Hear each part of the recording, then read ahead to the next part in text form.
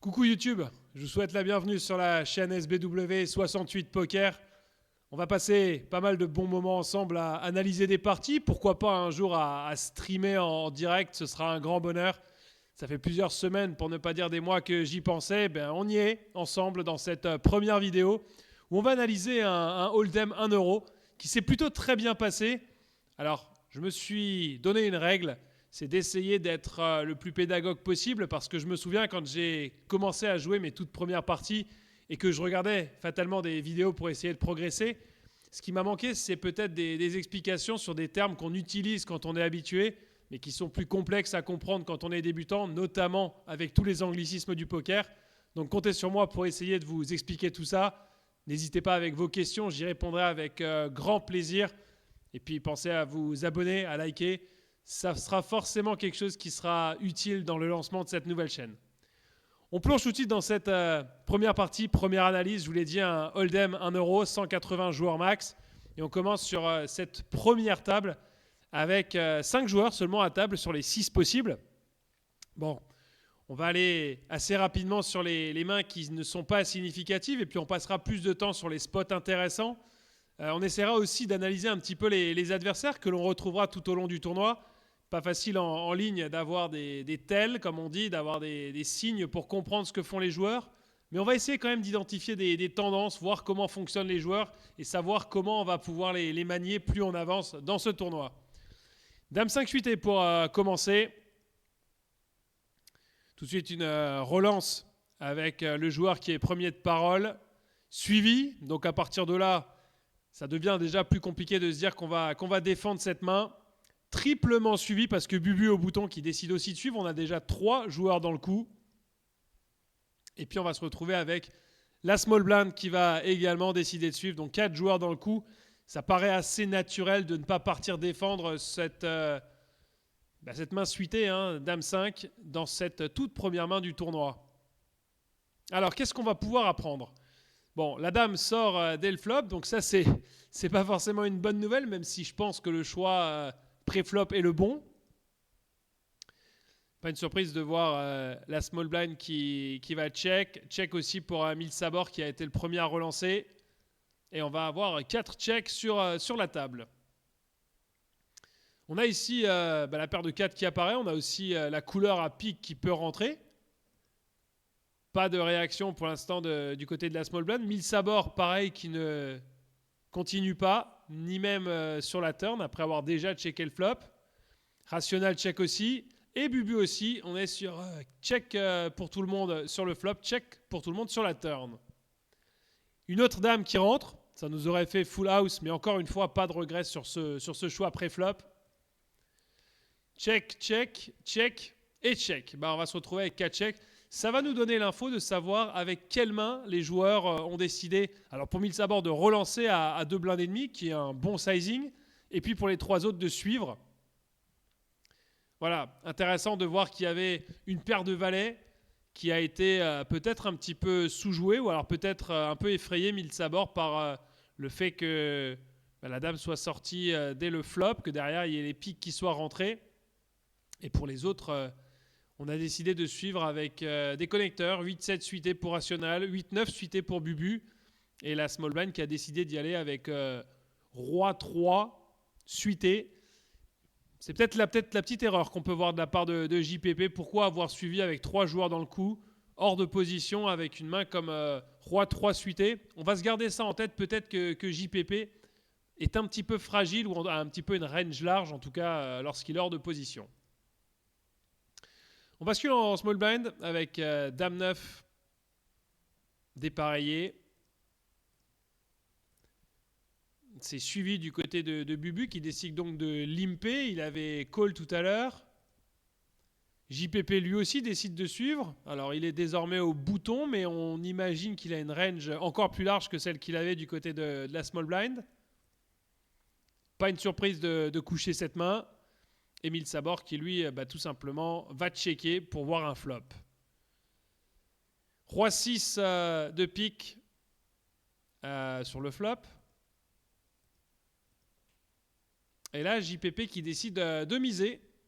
Il fait la moitié du pot Alors il est au bouton, il est en position. Tout à l'heure, il avait eu roi 3, suivi par Bubu qui avait simplement limpé. Donc peut-être une main comme roi X avec un petit kicker. L'as qui sort à la turn. Les deux joueurs qui décident de checker. Donc on arrive certainement à lire que JPP a un roi, ou alors il est en bluff total. En tout cas, Bubu pourrait aussi avoir un roi. Et le valet qui sort, ça, on a aussi les piques qui sont rentrés dès la turn. Et les deux joueurs qui check. Encore une fois, on va avoir de l'info sur la range de limp de Bubu. Et puis ce qu'a fait JPP post-flop. Voilà, donc Bubu qui a décidé de limp avec une pocket pair, donc une petite paire servie. Paire de 5. Et derrière JPP qui lui a décidé de simplement call avec roi 10 dépareillé au bouton. Un peu surprenant de la part de JPP, à la fois le sizing ici, le fait de call, mais aussi tout à l'heure le fait d'avoir joué en small blind. Donc peut-être un joueur qui n'a pas tous les codes du sizing. À suivre encore une fois. Valet 3. Pas grand chose à dire. On va évidemment, même si on est au bouton, pas jouer cette main. On a un nouveau joueur qui est apparu. C'est Veyosok qui est désormais en big blind. Là encore, Bubus qui a limpé tout à l'heure sa pocket pair et qui fait une grosse relance à 4 blind. Ça paraît un sizing un peu gros pour Bubu, surtout après avoir limp. JPP qui décide de suivre. Ça fait 100% de main jouée pour JPP. On se couche sans aucun souci. Et puis alors là, Milsabor qui tilte complètement. All-in. C'est tout sauf standard de mettre all-in aussitôt dans le tournoi dès la 3e main pour plus de 100 blindes. Évidemment, Veyosok qui va passer. Et Bubu qui va suivre avec 94 blindes. Alors là, on s'attend à une bataille d'as ou une bataille de roi. JPP, lui, va se coucher. Et on va se retrouver avec des mains qui sont quand même des mains assez marginales par rapport au sizing des all-in. As 4 suité pour Milsabor, As 6 suité pour Bubu. Un board assez dry, assez vide par rapport à ces deux mains. Les carreaux qui pourraient rentrer pour Bubu. Bubu qui est devant, vous le voyez, 70-30. Alors non seulement parce qu'il a le 6 comme kicker, mais aussi parce qu'il a les carreaux qui pourraient rentrer. Et finalement, cet as qui vient contenter tout le monde sur la river, puisque finalement ça va être un split. Mais encore une fois, on va conclure que ces joueurs ont des sizings assez atypiques, que ce soit dans l'ouverture ou dans le fait d'envoyer tapis avec plus de 100 blindes.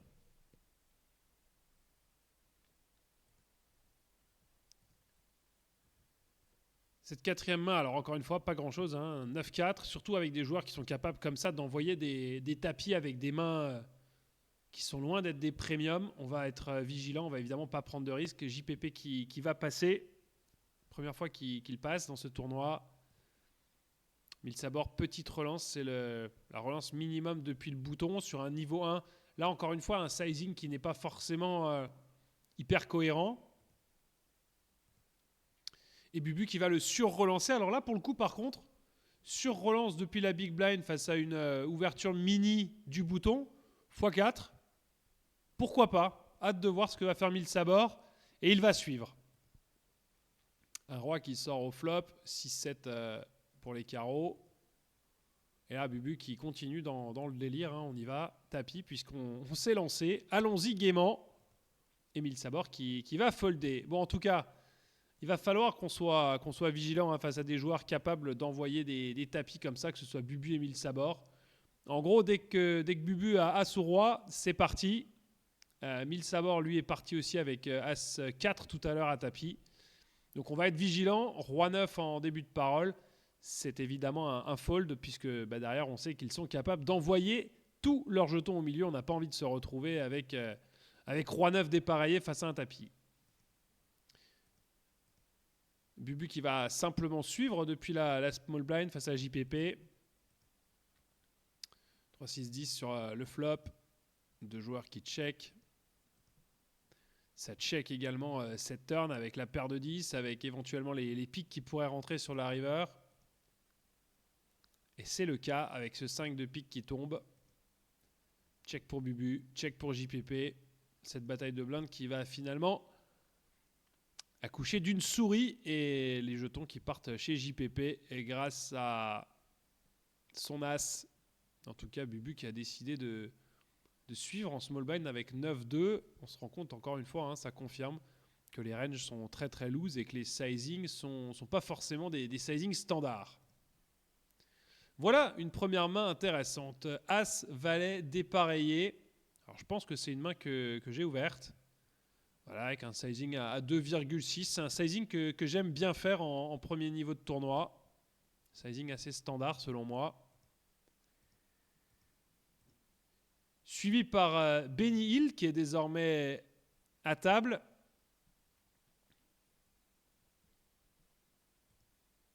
Un flop 2-8 dames. Benny Hill qui évidemment va checker ce board. J'ai pas décidé de c-bet. Alors avec le recul je pense que c'est un board quand même qui se c-bet, surtout avec la main que j'ai. Mais j'ai pas d'infos sur Benny Hill. Vous l'avez vu, on est sur une nouvelle table. On a retrouvé Rational qui était tout au début avec nous. Mais pas d'infos sinon sur Benny Hill 85. Donc j'ai peut-être pas osé c-bet. Avec le recul, c'est peut-être une main à c-bet. Le 6 ne va pas changer grand-chose. Check pour Benny Hill. Puisque j'ai décidé de ne pas c-bet le flop, il n'y a pas de vraie raison de c-bet désormais ou de continuer de relancer. Même si je pense que très souvent je suis devant. Puis là, ce qui va sortir river. On va voir ce que va faire Benny. Check. Bon, il y a certainement la possibilité de value. Je suis souvent devant sur cette main. Je dirais que le bon sizing là-dessus, c'est d'essayer de lui prendre des jetons. Alors ça va se situer entre 30 et 60% du pot. Ouais, j'ai décidé de faire un tiers pour essayer de piquer quelques jetons supplémentaires. C'est suivi finalement avec la même main. Donc on va splitter sur cette 6e main de la partie. Une main pas forcément optimisée. Alors est-ce qu'il aurait suivi mon c-bet? Est-ce qu'il aurait fold au moment du c-bet? C'est pas écrit, à mon avis, il aurait suivi. Et quoi qu'il arrive, c'est une main où on aurait très souvent split. 3-7 en big blind, pas forcément quelque chose qu'on a envie de défendre. Coluche qui va avec un petit sizing pour ouvrir. Benny Hill qui va suivre la small blind. Pas de grande raison d'aller dedans, mais en tout cas, ça va être intéressant de voir avec quoi Benny Hill a call depuis la small blind. Coluche qui conserve l'initiative avec un c-bet.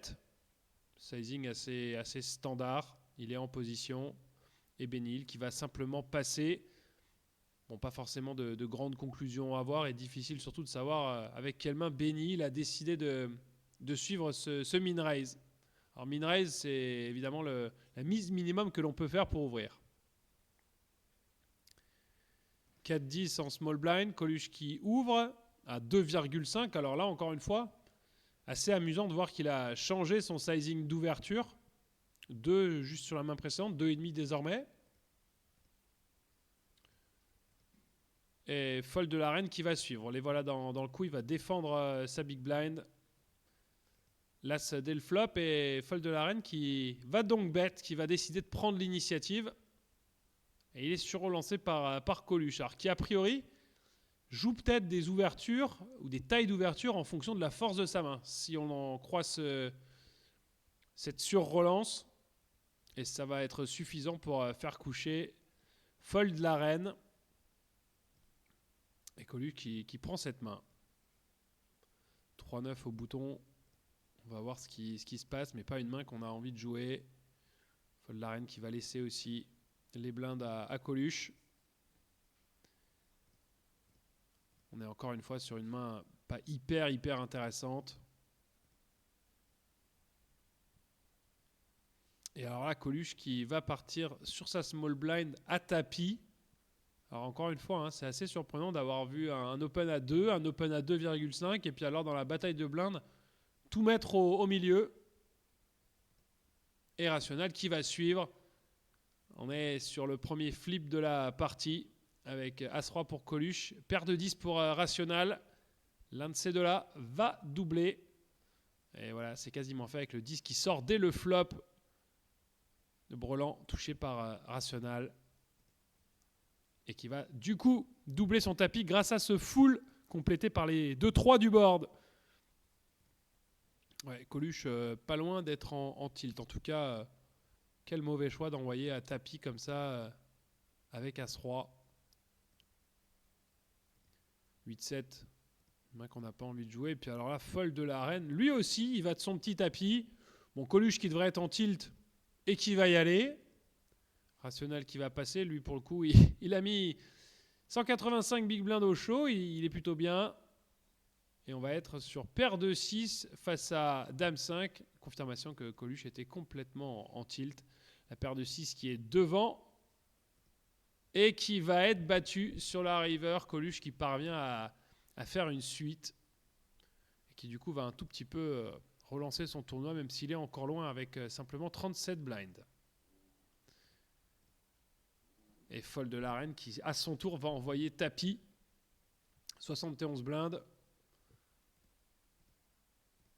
Et tout le monde va passer. Alors c'est assez surprenant en ce début de partie de voir autant de tapis.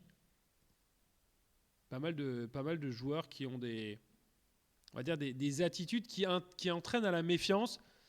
Et là, encore une fois, il faut qu'on soit conscient que pour prendre les jetons de ces joueurs, il va falloir adapter la stratégie, notamment lorsqu'on aura des premiums, mais sinon être patient pour ne pas perdre bêtement des jetons parce qu'on n'a pas envie de se retrouver à suivre des tapis comme ça sur des mains marginales. Alors une relance plus standard pour fold la reine, 2,5. Et on va évidemment lui laisser avec cette main. 4-7, là encore une fois une main qu'on n'a pas envie de défendre en small blind. Même le bouton n'y va pas. On laisse passer. Et on va se retrouver au bouton avec As-8. Alors pourquoi pas relancer? Pourquoi pas ouvrir en tout cas? En fonction de ce qui sera fait par les joueurs avant nous. Ouais, Benil qui fait l'ouverture minimum à 2. Alors, plusieurs options. L'option de call, l'option de fold, l'option de sur-relancer. J'ai décidé de ne pas y aller parce que derrière, je sais que j'ai deux joueurs qui sont alors soit en tilt, soit en semi-tilt, c'est-à-dire qu'ils ont complètement perdu la raison à table. Capable d'envoyer des tapis. Donc j'ai pas envie de me retrouver avec As-8 dépareillé à devoir call. Donc je préfère économiser ces jetons. Et je vais me retrouver, bon choix entre guillemets, parce que la small blind qui va sur-relancer, alors x3, pas forcément le sizing attendu. On pouvait penser que depuis la small blind, surtout avec un Coluche qui est comme ça à 36 bb, si vraiment il y a une grosse main, on pouvait envoyer un peu plus de jetons pour ciseaux face à Coluche. Le x3 n'est pas forcément idéalement pensé. On va voir ce qui va se passer. Coluche qui va passer et Benil qui va passer. C'est suffisant pour fold la reine. Mais si vous êtes dans cette situation, je pense que le bon sizing, c'est plutôt du x4, x4,5, x5 même quand on est comme ça en début de partie depuis la small blind. Roi 4 suité. Bon, si jamais on avait l'envie de jouer cette main pour en rejouer une, je crois qu'on a joué qu'une seule main depuis le début. Le fait que Benil ouvre à 2,5 va tout de suite nous calmer. Et puis surtout derrière, Coluche qui est capable à tout moment d'envoyer all-in. Alors c'est pas forcément avec des énormes mains, ça peut être avec du As-X, ça peut même être avec du Roi X. Voilà, As-X, As-6 et il se retrouve face à As-Dame. Gros avantage pour Benil. On pourrait perdre Coluche. Voilà, assez tôt. Bon, il était en tilt, il attendait de toucher une pseudo-main pour tout envoyer. Et c'est Benil qui en profite et qui passe à plus de 130 blinds. On a donc deux joueurs qui ont des tapis un peu plus hauts que la moyenne, Benil et Rational qui a quasi doublé tout à l'heure. 9-6, évidemment, on n'y va pas. La relance depuis la small blind dans la bataille de blindes face à Didier 35. Salut les amis bretons. Parce que j'ai du mal à croire que Didier soit né en 1935. Ce serait assez surprenant. Les deux rois sur le flop. Personne n'y va. Et Didier qui décide de miser sur cette turn. 3,8 c'est 50% du pot. suivi par Rational. Ça va nous donner une petite idée de cette bataille de blindes, du range de Rational. Et on va aller jusqu'au showdown, jusqu'à montrer les cartes. On était sur As-Dame pour Rational. Et Didier qui lui fait 2 paires avec ce 8 qu'il a touché dès le flop. Il a décidé d'être prudent quand même pour ne pas se faire trap par un roi qui aurait sous-joué Rational. Assez logique finalement ce play de Didier qui prend les jetons. La paire de 9. Alors on est loin du bouton. On n'a plus vraiment de joueurs qui sont en tilt. Alors on a eu Fold la Reine qui est capable sur des grosses mains a priori de tout envoyer directement. Donc on va ouvrir. 2,5. Encore une fois un sizing assez standard à ce niveau du tournoi. Et personne ne va suivre. Ça va suffire à piquer les blindes. On a As-3 à défendre en big blind. Et voilà, je le disais juste avant, un Fold la Reine qui est capable de tout envoyer. Alors a priori, il le fait sur des grosses ou très grosses mains, mais on n'en a pas eu la confirmation. On n'a pas vu encore les cartes. Évidemment, tout le monde va passer, mais envoyer tapis pour récupérer les blindes, c'est pas forcément ce qu'on apprend à l'école. Paire de 7 en small blind. Là, encore une fois, on est face à une main qui va dépendre de l'action qu'il y a avant nous. Relance au bouton de Benny Hill. Alors, le sizing 2,5 est bon. C'est un joueur qui a quand même ouvert. Il est peut-être simplement dans l'idée de voler les blinds. Mais encore une fois, moi, ce qui m'inquiète, c'est pas tant les 2,5 de Benny Hill, c'est le fait que Fold la Reine soit capable d'envoyer tapis encore une fois. Pour piquer plus que les blindes, puisqu'il y aurait aussi le sizing de Benny Hill. Donc je pense que cette paire de 7, je vais choisir de la passer. Fold la Reine qui va suivre pour le coup. On a 2 joueurs dans le coup, avec un roi qui sort dès le flop. Benny Hill qui va aller sur un C-bet, un peu plus qu'un tiers du pot. Et qui va du coup récupérer les jetons. Bon, pas de grosse surprise sur cette main avec Valet 8 qu'on va évidemment passer, surtout avec cette ouverture en premier de parole pour Rational. Suivi par personne. Les jetons sont pour lui. 5-6 suité. Alors, dans d'autres configurations avec des joueurs un peu moins fous, notamment celui qui est assis à ma gauche, ça pourrait être un open si personne n'open. Bon, voilà. Vous avez la réponse, Benny Hill qui reprend l'initiative, suivi par Fold la Reine et Rational qui va défendre sa big blind. 3 joueurs dans le coup, avec un joli flop qui va sortir. As, Valet 10. Benny Hill qui continue avec cette fois-ci une grosse relance à 65%, ouais, 2 tiers du pot. Suivi par Fold la Reine. Et alors là, sur-relancé par Rational avec un sizing XXL. Alors, est-ce qu'il y va en bluff? Et est-ce que ça va suffire à calmer les ardeurs de Benny Hill et de Fold la Reine? Pas du tout. Benny Hill qui call. Et par contre, Fold la Reine qui n'a pas la main suffisante pour y aller.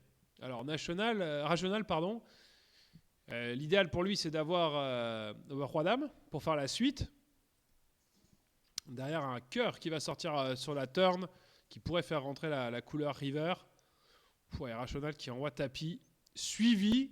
Alors il a 2 paires face à As-Roi.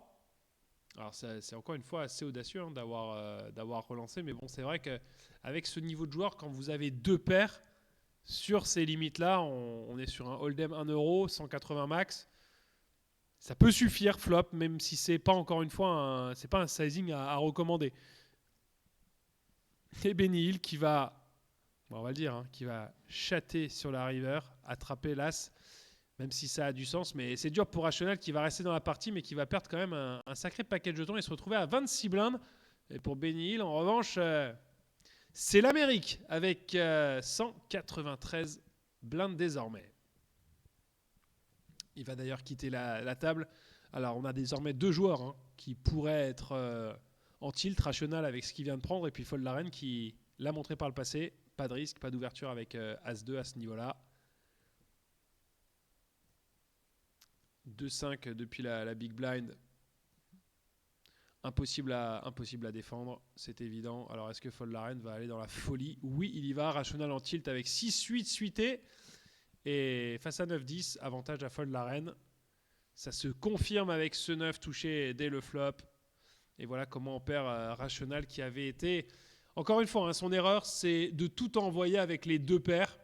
Il avait l'ascendant, mais il fallait quand même être vigilant tout à l'heure. Voilà comment perdre un tournoi en deux mains, alors que Rational, on l'avait dit, avait 2 fois le tapis initial. Donc il était dans une position idéale où il aurait fallu mieux gérer. Et Fold la reine, pour le coup, qui va être tout heureux de reprendre ses jetons et qui nous passe devant d'ailleurs, puisqu'il est désormais à quasiment 61 big blind. On n'est plus que 4 à table. Didier qui décide de passer. Alors, c'est une main qui pourrait se défendre depuis la small blind. On pourrait aussi penser que Fold la reine est revenu à la raison avec ce tapis. Donc, on va écoutez, simplement call. Fold la reine qui va relancer. Pas de raison de ne pas y aller. On a Q7 suité. Si les trèfles sortent au flop, c'est tout bénef. Alors, il y en a un. Mais sinon, pas grand-chose à se mettre sous la dent. Le C-bet de Fold la reine. Alors la théorie c'est de suivre. Je ne suis pas sûr que je l'ai fait, mais il n'y a pas de raison de ne pas suivre à ce niveau-là. Un tiers pot avec les trèfles. Ah si, j'ai suivi. Bon, à partir de là, un deuxième 10 qui fait rentrer pas mal de choses. Et puis surtout, on est battu pour l'instant par tous les As-X, par tous les Rois X. Pas grand-chose en termes d'out. Les dames, les 7. Alors, par contre, ça c'est intéressant parce que après le C-bet et ce 10 qui rentre, Fold la reine qui va se calmer et le 7 qui rentre sur la river. Alors, à ce moment-là, c'est assez logique de se dire qu'on a pu passer devant. J'aime bien cette idée de min raise parce qu'on n'est pas à l'abri qu'il ait paire de 8, paire de 9, des top pairs. J'ai pas très envie d'y croire, mais il peut avoir des meilleures paires. Et il va call avec As-7. Ouais, il avait le 7 aussi. Et il avait surtout l'As comme kicker. Donc voilà. Bon choix d'avoir fait le min raise parce qu'il attendait qu'une chose. C'était certainement... Si on avait fait plus cher, il aurait aussi pu partir il aurait pu faire check raise. Et là, pour le coup, ça aurait été difficile de ne pas call avec ce 7 river et la façon dont il a joué la main. Donc, bon sizing, c'était le maximum qu'il avait à gagner. La paire de 6 au bouton, qui va dépendre évidemment de l'action avant nous. Pas grand-chose, donc c'est un open qui va suffire à voler les blindes. Call de Fold la reine au bouton. Vince Dange qui y va, la small blind. Ah, Didier qui relance en big blind. Ouais, c'est suivi par tout le monde. Ils sont 3 dans le coup. Et alors là, Vince Dange qui va décider de donk bet 2 tiers pot. Suivi par Didier 35. Ça fait coucher Fold la reine. Et on y retourne avec Vince Dange qui a l'air sûr de sa force. Didier qui continue.